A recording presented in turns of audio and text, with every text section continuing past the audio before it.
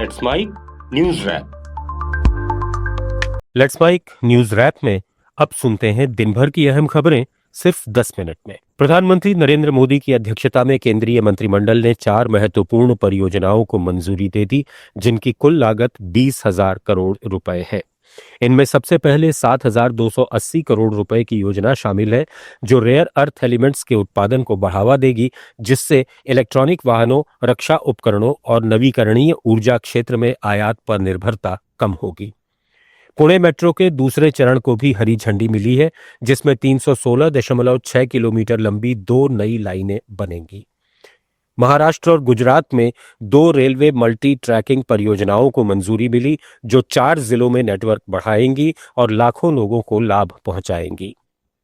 बैठक के बाद केंद्रीय मंत्री अश्विनी वैष्णव ने मीडिया से कहा कि ये फैसले आर्थिक विकास और बुनियादी ढांचे को सशक्त बनाने की दिशा में महत्वपूर्ण कदम हैं। पुणे मेट्रो रेल प्रोजेक्ट के फेज 2 के तहत लाइन 4 और लाइन 4A को मंजूरी दी गई है।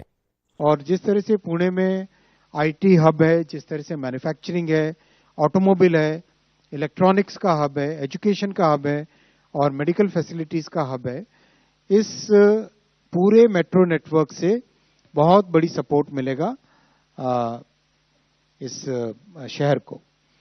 मेट्रो बहुत पॉपुलर हो चुकी है, जैसा दिल्ली में भी मेट्रो बहुत पॉपुलर है, वैसे ही पुणे में अभी पिछले गणपति के दौरान तो करीब 6 लाख राइडरशिप हुई है पुणे मेट्रो की। प्रधानमंत्री नरेंद्र मोदी ने आज वीडियो कॉन्फ्रेंस के जरिए हैदराबाद में saffron aircraft engine services India इकाई का उद्घाटन किया।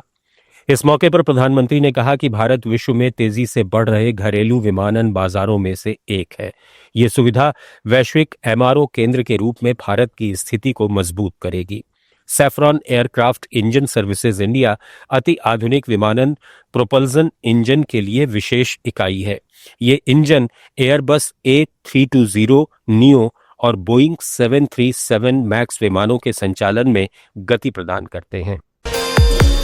वहीं मुख्यमंत्री ए रेवंत रेड्डी ने प्रधानमंत्री मोदी को 8 और 9 दिसंबर को भारत फ्यूचर सिटी में होने वाले तेलंगाना राइजिंग 2047 ग्लोबल समिट में शामिल होने के लिए आमंत्रित किया है। मुख्यमंत्री ने तेलंगाना की तेजी से बढ़ती क्षेत्रीय क्षमता का हवाला देते हुए प्रधानमंत्री से बेंगलुरु हैदराबाद कॉरिडोर को रक्षा और एरोस्पेस कॉरिडोर के रूप में नामित करने का आग्रह भी किया। देश भर में आज राष्ट्रीय संविधान दिवस मनाया गया। इस मौके पर दिल्ली के पुराने संसद भवन के केंद्रीय कक्ष में राष्ट्रीय कार्यक्रम का आयोजन किया गया। कार्यक्रम की अध्यक्षता राष्ट्रपति द्रौपदी मुर्मू ने की। इस दौरान उपराष्ट्रपति सीपी राधाकृष्णन, प्रधानमंत्री नरेंद्र मोदी, लोकसभा अध्यक्ष, केंद्रीय मंत्री और दोनों सदनों के सांसद शामिल हुए। राष्ट्रपति मुर्मू ने संविधान का 9 भाषाओं में अनूदित संस्करण जारी किया। इनमें मलयालम, मराठी, नेपाली, पंजाबी, बोडो, कश्मीरी, तेलुगु, ओडिया और असमिया शामिल हैं। इसके साथ ही राष्ट्रपति ने संविधान की प्रस्तावना का पाठ किया और कहा कि भारत आज दुनिया के सबसे बड़े लोकतंत्र के रूप में एक मिसाल है। आज ही के दिन उस वर्ष हम भारत के लोगों ने अपने संविधान को अपनाया था। स्वाधीनता के बाद संविधान सभा ने भारत की अंतरिम संसद के रूप में भी कर्तव्य निर्वहन किया। प्रारूप समिति के अध्यक्ष बाबा साहेब डॉक्टर भीमराव अंबेडकर हमारे संविधान के प्रमुख निर्माताओं में से थे। बाबा साहेब की 125वीं जयंती के वर्ष में यानी सन 2015 में 24 नवंबर को प्रतिवर्ष संविधान दिवस के रूप में मनाने का निर्णय लिया गया।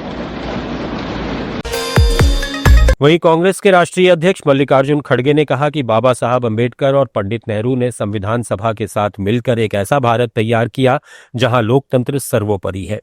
समाजवाद और धर्मनिरपेक्षता भारत की पहचान बन चुकी है, मगर आज ये पहचान खतरे में है। आरएसएस का आदर्श मनुस्मृति है। मध्य प्रदेश के सीहोर जिले के आष्ठा में स्थित वीआईटी यूनिवर्सिटी में हालात एक बार फिर बेकाबू हो गए हैं। बुधवार सुबह छात्रों ने कैंपस में दोबारा आगजनी कर दी, जिससे करीब 1.5 किलोमीटर दूर तक धुआं उठता दिखाई दिया। आग की सूचना मिलते ही फायर ब्रिगेड मौके पर पहुंची। मंगलवार रात करीब 4000 छात्रों ने भोजन और पानी की खराब गुणवत्ता को लेकर जमकर हंगामा किया था। छात्रों ने बसों, कारों और एम्बुलेंस में आग लगा दी और तोड़फोड़ की। स्थिति बिगड़ने पर 5 थानों का पुलिस बल बुलाना पड़ा। यूनिवर्सिटी प्रबंधन ने हालात को देखते हुए 30 नवंबर तक अवकाश घोषित कर दिया है। कैंपस में पैरामिलिट्री फोर्सेस तैनात हैं और बड़ी संख्या में छात्र घर लौट रहे हैं। अभी यह विवाद शांत भी नहीं हुआ था कि कॉलेज के एक प्रोफेसर का शव उनके किराए के घर में मिला है। मृतक की पहचान संग्राम केसरी दास के रूप में हुई है, जो यूनिवर्सिटी में इलेक्ट्रॉनिक विषय के प्रोफेसर थे। पुलिस और अस्पताल सूत्रों के अनुसार एक व्यक्ति प्रोफेसर का शव लेकर जिला अस्पताल पहुंचा और फिर वहां से चला गया। कमला पसंद और राजश्री पान मसाला के मालिक कमल किशोर की पुत्रवधू दीप्ति चौरसिया ने खुदकुशी कर ली। पुलिस को एक सुसाइड नोट मिला है जिसमें उन्होंने किसी पर कोई आरोप तो नहीं लगाया है, लेकिन सूत्रों के अनुसार सुसाइड नोट में लिखा है कि अगर प्यार नहीं, भरोसा नहीं किसी रिश्ते में, तो फिर रिश्ते में रहने की और जीने की वजह क्या है। दीप्ति के परिजनों ने खुदकुशी के लिए उकसाने की पुलिस को शिकायत दी है। बताया जा रहा है कि दीप्ति के पति हरप्रीत चौरसिया ने 2 शादी कर रखी हैं। दूसरी पत्नी दक्षिण भारत के फिल्मों की अभिनेत्री है। वसंत विहार पुलिस मामले की जांच कर रही है।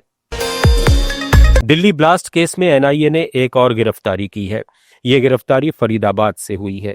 जिस शख्स को गिरफ्तार किया गया है उसके ऊपर बम विस्फोट से पहले आतंकवादी उमर उन नबी को शरण देने का आरोप है। गिरफ्तार आरोपी का नाम शोएब है। वो इस केस में गिरफ्तार होने वाला 7वां आरोपी है।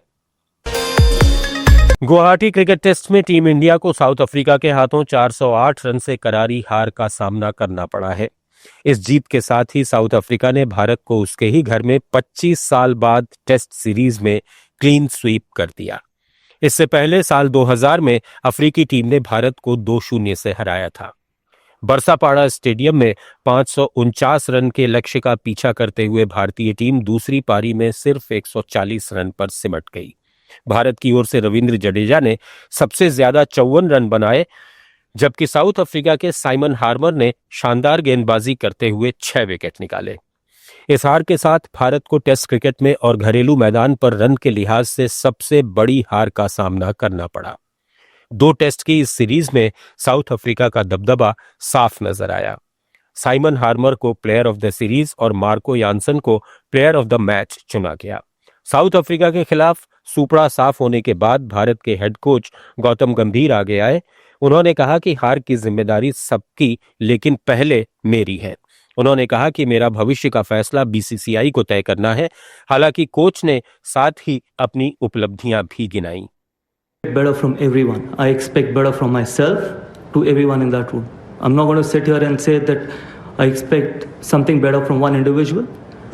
The point is, if you want to win test matches against quality sides, we need to expect better from everyone.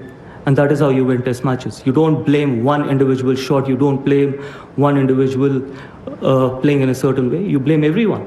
So me talking about an individual, I've never done that. I'm not going to do it.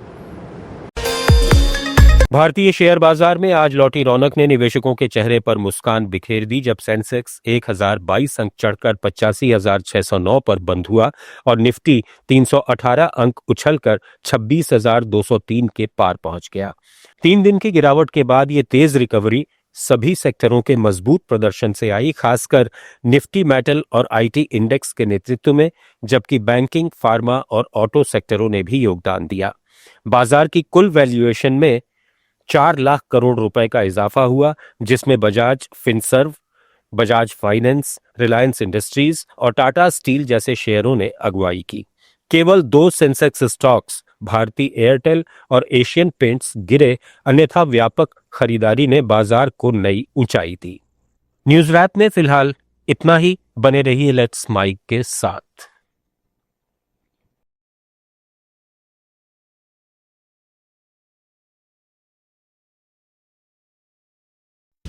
आप सुन रहे थे let's mic more than radio.